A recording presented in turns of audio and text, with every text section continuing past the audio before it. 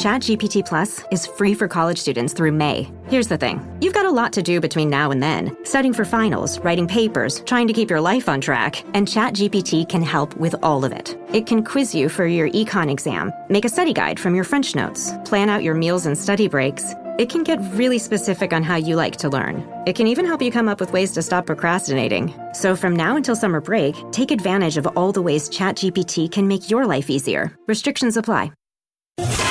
It's The Other Side of Midnight with Frank Morano.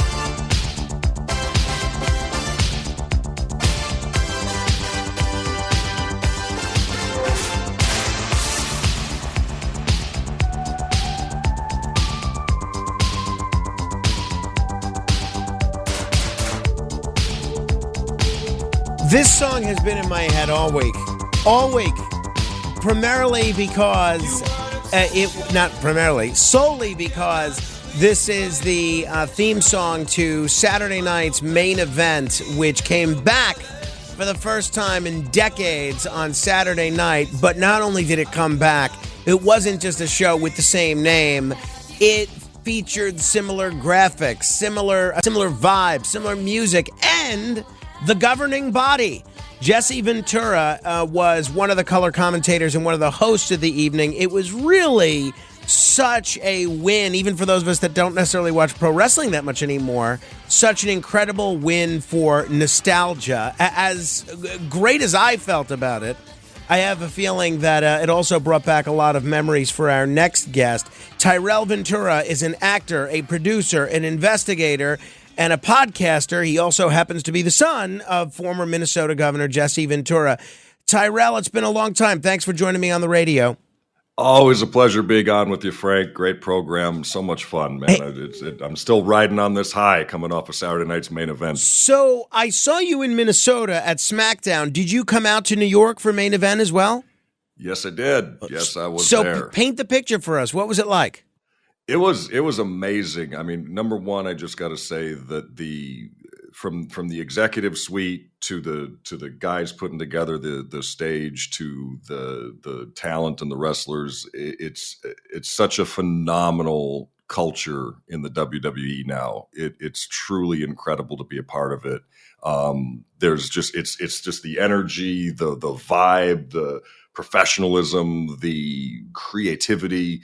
It truly is a remarkable place to be, because you can feel just the excitement in the air for everything that they're doing, and you feel this camaraderie from the top down to the bottom of everybody, like just all pulling for one central goal, and that's to put on a great entertaining show and tell some incredible stories. And traveling there with Jesse, going to New York, doing media on Friday, and then doing the event, Saturday night's main event on Saturday. That was really an incredible experience just for Dad to come back after all these years. I think the last time he was doing something with WWE was maybe way back in like 2010. Mm-hmm. And I just can't get over how much energy and excitement and how much fun my dad had, which, it was really exciting for me and really a special moment for me to see him, get back up on the podium, stand on the stage, announce the match, feel the vibe and energy from the fans, and in the locker room. It was just a truly amazing event. And I just saw, it was nice to see my dad really being excited and smiling and really just amped up and put on the old snakeskin jacket and become Jesse the Body again. That's outstanding. It was exciting for me as a fan. I can only imagine you being there and obviously being Jesse's son, how great that was for you. It's interesting. I was listening to Eric Bischoff's podcast, and he was talking about his own experience trying to come back and do some TV in the world of wrestling after having been away from it for a long time. And he said, it takes work. It's not like riding a bike. It's not like you can flick a switch. And I know, especially in your dad's case, when because I've interviewed him a number of times. He says that he doesn't really keep up with what goes on in the world of pro wrestling today. How much of a challenge was that to step right back in and start doing color commentary when, unlike 35, 40 years ago, he's not exactly keeping up with the day-to-day in terms of the storylines and everything else? Well, that was one of the most interesting and fun parts of it was, kind of putting together we had signed the Legends deal in the summer, and then, towards the late fall into November, December, we started talking about, Paul Levesque had called me, Triple H had called us and said, look, we're bringing back Saturday night's main event. We'd love to have Jesse involved. We started talking about what that involvement could be. Around that time, when that kind of became solidified, then came the crash course, and all right, let's catch Jesse up on all things WWE right now. What are the storylines? Who are the major players? Who are the talent? The main event is going to be, and getting Jesse caught up on that. And it was a lot of fun because it was interesting to see my dad not only have he has a great history with the sport and knows it front to back. But then catching up on like where they're at today and how wrestling is done today as apart from when it was done in his day, and who are the personalities, who are the characters, who are, because I will say this, the talent level at the WWE today is phenomenal. Mm-hmm. That roster is incredible and the storytelling is incredible.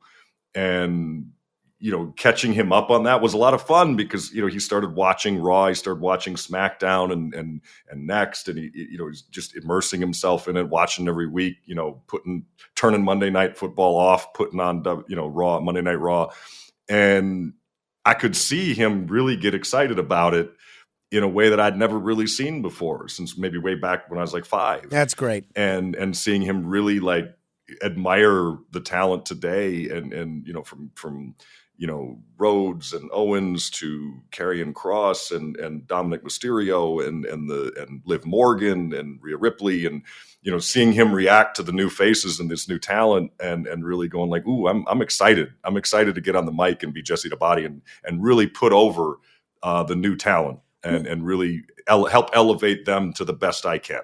One thing that is a little different now is when your dad first started doing color commentary, he was really the first heel commentator. Now, I feel like not only in WWE, but even the smaller federations as well, I feel like all the commentators are trying to be a heel. They're all trying to show the fans they're in on the joke, and they're blurring the lines between black and white. That wasn't the case when he was doing color commentary. Was that aspect of this a challenge for him at all? Well, I think realistically, the only real challenge for him was really just kind of catching up on who everybody was and what the storylines are. At the end of the day, wrestling is still wrestling, and the characters might be a little more dynamic, and they might kind of blur the lines between, is this guy a classic good guy, or is this lady a classic bad, villain? That kind of is a little bit more blurry, but if anything, that really invigorated Jesse because it did present him that challenge of, ooh, how do I take the style that I know and then match it to the style today? And I think for anybody watching how that played out when he announced that main event, it actually, if you look at the feedback online and just the feedback we got after the show, it melded perfectly. Because I think Michael Cole is amazing. The announced crews they have in there, Joe Tessitore, my man the punter. They're amazing folks, and they really embraced Jesse and not only helped but also then it created a really good dynamic, I think, for anybody listening and watching, that it needed a little bit of old school Jesse, and it melded perfectly with where they're at today. So what's next? I know there's already been an announcement for another Saturday main event. I guess the governor's going to be a part of that one as well. Yes, we're locked in. Jesse's going to be a part of the Saturday Night Main Event shows. He's definitely going to come back and announce the main event of that next broadcast on January 25th. And the future is full of possibility at this point. Gov is 73, so tragically, I don't think he's going to come back and work full time because that's not really what he wants to do. But to come back and be that kind of special event broadcaster and along with a host of other kind of interesting, exciting, new. I can't spill the beans. I got to keep certain things secret, but there's going to be some really big, fun, exciting stuff coming up. Have you kept up with the product in your dad's absence from the wrestling business, or have you two kind of, I know you're busy, you're doing a lot of other things, but I'm just curious what level of wrestling fandom you've been at over the last few years?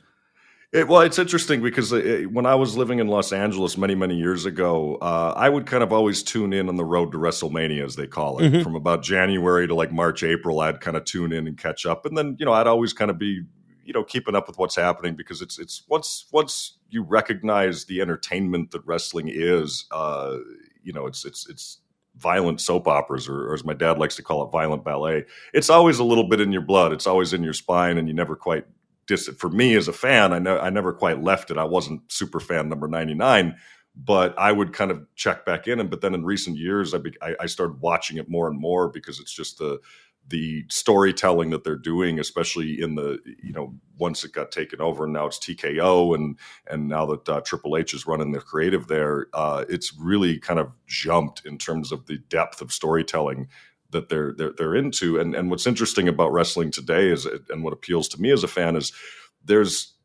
even a more of a subtlety in the character work. I came from Hollywood and films, and I'm seeing a lot more of that today, of just the subtleties that they do, which is a weird word to use in the world of professional wrestling. But the character work and the subtleties that they're in the storytelling is fantastic. And it's really appealing in a way that I don't even think really was around even in Jesse's era. And Jesse's era is even more over the top and bigger than life characters. And that's still true today, but there's for lack of a better word, maybe the acting's better. These guys as performers, both physically and then also in their acting and the portraying of the characters that they're portraying is just fantastic. And how these guys are using their dialogue or coming up off the top of their heads in the way they're interacting with each other is just truly captivating. That moment when you realize your skincare is actually working. That's Rodan & Fields, the #1 female dermatologist-founded skincare brand in the U.S. Designed by 2 dermatologists who don't just know women's skin, they know how to formulate for it. Rodan & Fields, love what you see. Tap the banner or visit rodanandfields.com/Spotify to get your exclusive welcome offer. This episode is brought to you by Principles. Ray Dalio, legendary investor and New York Times best-selling author, wants to pass along his understanding of how countries go broke because he believes the U.S. budget and debt situation needs to be addressed. To give you that knowledge, he has put the draft of his book, How Countries Go Broke, The Big Cycle, online for free. It's available now at economicprinciples.org. Impact confirmed. The Slayer has been activated. Demonic threat level increasing. Hold the line! All the power of hell cowering before one man. id Software presents Doom, The Dark Ages. Available now on Xbox Series X and S, PlayStation 5, and PC. Rated M for mature. Parents of tweens, if you're familiar with far-off drop-offs... Dad, stop, right here. Or get DMs about what's for dinner, you may be experiencing tween milestones. For your son or daughter, these can start at age 9. HPV vaccination, a type of cancer prevention against certain HPV-related cancers, can start then too. For most, HPV clears on its own. But for those who don't clear the virus, it can cause certain cancers later in life. Embrace this phase. Help protect them in the next. Ask their doctor today about HPV vaccination. Brought to you by Merck. The last question about this, and then I want to pick your brain on one or two other issues that have been in the news. when I've had the governor on the program, he's incredibly outspoken on everything. He's outspoken about the Kennedy assassination. He's outspoken about, the Israel-Gaza war. Outspoken about President Trump. You name it. Any issue, the more controversial, the better. He takes a view. When he was one of the public faces of the WWE and even with WCW, obviously, he didn't make a habit of informing TV audiences about his political views. I'm wondering, now that he's sort of stepping back into that role again, do you expect him to be, a little more muzzled when it comes to addressing controversial subjects? I don't think muzzled would be the word I'd use. I think, if anything, Jesse today, in looking at this new adventure that he's on with the WWE, I think he's looking at it more of, he's given 25 odd years of his life to politics and talking politics. And he's kind of at a point now where he wants to have fun. And politics, and not that he didn't have fun in politics, but as you know, it's he left very wrestling to go to a dirtier business, right? Sure. And so I think, like, right now at 73, he's going like, what do I want to do that is fun, and what do I want to do that's exciting, that gets me out of the garbage that is politics and the heated debates and the anger that he comes. I mean, one of the things, and he's talked about this, is that he's actually stopped watching CNN and politics in the last month or so, and he's never been happier. I think it's just because after dedicating so much of his life to it, he knows the legacy he's leaving. He knows the incredible things he was able to do in that part of society and the political end of things, that now, as he looks at kind of the twilight of his life, he's like, I really just want to be able to kind of step back, do the things that I enjoy, entertain people, go back to his roots of where he started his career, which was as an entertainer. And I think he's kind of going to be more focused on that moving forward, and doesn't mean he's probably not going to talk about, things that might come across. But in terms of just, he's focused on WWE, and he's focused on Jesse Ventura Farms, the cannabis company that we're running up here in Minnesota. And those are two things that really bring him joy and he feels is kind of where he kind of wants to put his priorities in right now. So, you never say never when it comes to anything with Jesse, but I definitely know that he's in a place right now where he'll probably always be controversial, but it might be within the realm of the WWE. Gotcha. That kind of thing. Gotcha. All right. Well, I'm hoping you're not going to take a holiday from controversy, because I want to pick your brain on one or two issues. The drone issue here in the Northeast, this is all anybody is talking about. A lot of these drones that have been seen over New Jersey, there's been speculation that they may be Chinese. There's been speculation they may be Iranian. There's been speculation they may be part of the American government. A CIA whistleblower did an interview yesterday with justthenews.com, Kevin Shipp, and suggested that maybe these drones are actually potentially looking for a missing suitcase nuke, which a lot of people found quite scary. For radiation, my big concern, and I knew this when I was in the Counterterrorism Center, there are at least 4 suitcase-sized nuclear weapons that disappeared with the fall of the Soviet Union and went onto the black market. And the CIA has been concerned about those ever since I was there, trying to locate who has them, where they went. No one has found them yet. They're easily smuggled. They're about the size of a suitcase. The worry was they'd be floated into New York Harbor. Now, with the borders so porous and wide open, it's the size of a suitcase to be easily smuggled across the border. My concern is that these are radiation detecting drones under a covert CIA plausible deniability program that are searching for radiation spikes, and they're worried that this could be one of these suitcase devices. That has ignited a whole lot of interest and a whole lot of discussion. Ty, not that you necessarily know, in fact, I'm betting you don't, but what do you think they are? Do you have an operating theory? It's one of those things where it's a great question. And look, like you said, I'm not an expert on it, so take my opinion with a grain of salt. I've spent a lot of years in journalism. I did the conspiracy theory show with Jesse, so I have at least an idea of kind of looking at stories and trying to look at them 3-dimensionally to kind of get an idea of what's going on. I think it's twofold with this. On one, it's important to ask the right questions and the tough questions and try to find out what's going on. Obviously, people are seeing, hundreds of objects in the air at night, and it's pretty scary. When I was in New York, that was one of the biggest things that was on people's, thoughts in the streets, from the cab drivers on up. But it's tricky with things like this because on one hand, you don't want to put people in, you don't want to put yourself or put a community into a state of fear, because there's a lot of people who will capitalize on that fear to push an agenda, and that agenda might not have anything to do with what's actually happening. And then, that's how you get weapons of mass destruction, and suddenly you're in a war. On the other side, there is public safety concern, and there is a concern that needs to be dealt with seriously and say, okay, what is happening? Are we testing things? Is this covert and that we're testing technology? Is this covert that we're looking for something that could be a danger to the public? The key is you just have to maintain a balance in your thinking and not allow yourself to be scared, and not allow yourself to succumb to people that will want to manipulate you through fear, while on the other side also still, being vigilant and diligent and saying, okay, what is happening? This is weird and we should know about it. And I think that's kind of the avenue that any right-thinking person should take whenever dealing with something as bizarre and as nuts as this. That's my gut instinct and reaction to this. I can't say what it is. Sure. I don't want to sit and pretend to know amongst a lot of people that might come on TV or come on the radio or come on the internet and say, oh, I know exactly what's happening. Truth is, they're probably not. It doesn't mean we take the face value of what we're told, but at the same time, we also don't want to succumb to fear mongering, because there's a lot of people that will want to use something outlandish and then push us in a direction that is dangerous.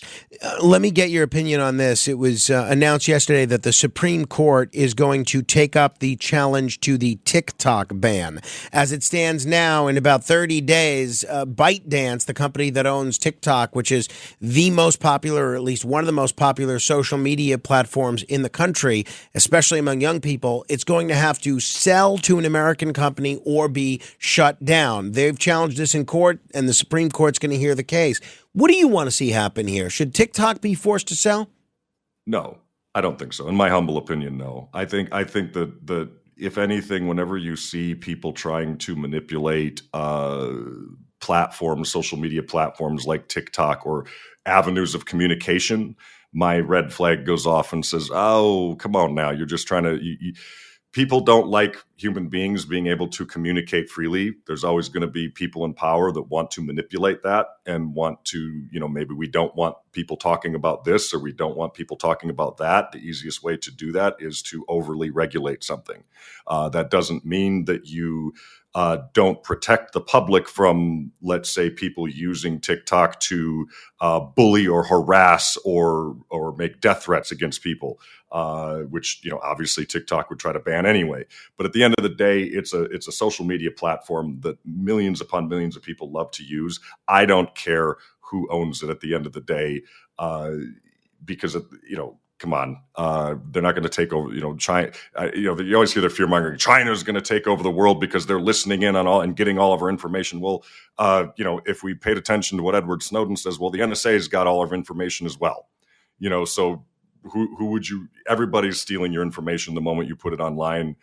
From the calling centers that don't leave us alone, constantly telling us about loans they have to offer to get all of our private information, to governments trying to listen in on our conversations or that. But to me, I think let TikTok alone, let all of the social media companies alone, let them police themselves. We can use public pressure if we don't like there's some. That's how you do it in a free market. You put public pressure on companies if you don't like their practices.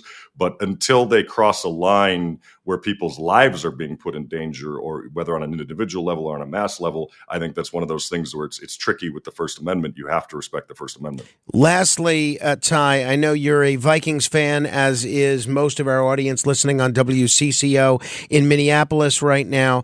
They're 12-2, those Vikings. What do you think? Are you getting your Super Bowl tickets ready? Ooh, it's hard being a Vikings fan, man, because it's like right when great things are happening and you see this team and you want to get behind them and be like, oh, this is it. But we've had the rug pulled out from under us so many times as Vikings fans that it's you're always kind of like, are we going to do it this year? I think we should. I'm going to get on. I want to be on the bandwagon. I want to cheer these guys. I want to see Jefferson get a ring. I want him to bring it home. But then at the end of the day, they always rip your heart out. So I think as a Vikings fan, we are tentatively excited. Well, rooting for you guys as well. Wishing you the best, and we have a lot of great listeners out there. Ty, thank you as always. Next time you're in New York, you have to come pay us a visit in studio, and please give our best to the governor as well. I most definitely will. Thank you for having me on. Great program and always a pleasure. And yes, definitely when I'm in New York, I will look you up, sir. Thank you. Tyrel Ventura. Definitely check him out on social media. He does a lot of great podcasts. Obviously, as he alluded to, he's involved with Ventura Farms now. His Twitter handle is Tyrel Watching, Tyrel Watching. A lot of great stuff on there. You want to comment on any portion of our conversation, feel free to do so. 646-720-0635. That's 646-720-0635. This is The Other Side of Midnight. Straight ahead.